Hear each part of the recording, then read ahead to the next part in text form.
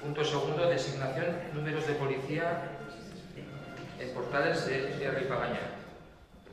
Procedemos a la lectura del dictamen.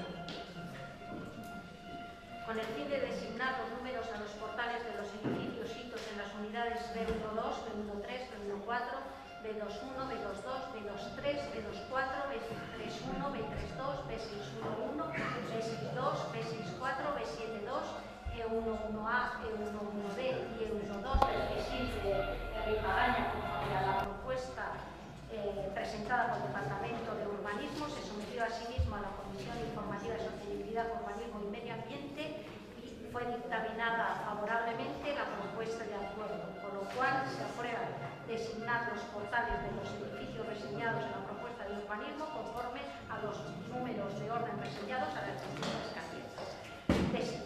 Se notifica, se acuerda también, notificar este acuerdo al Servicio de Catastro y de Padrón de este Ayuntamiento, así como al Servicio Postal y empresas suministradores de servicios a la localidad. Y por último, facultar a la Alcaldía para la firma de cuanta documentación fuera preciso suscribir en aplicación y desarrollo del presente acuerdo. Bien, insisto en el juego de silencio.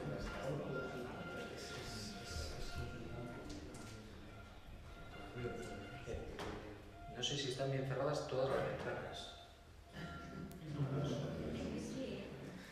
Sí.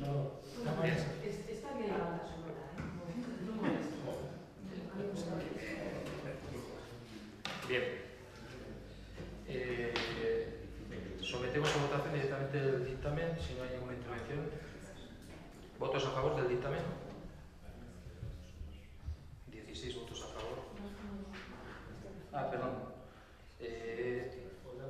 13 votos a favor y 3 abstenciones y 3 abstenciones.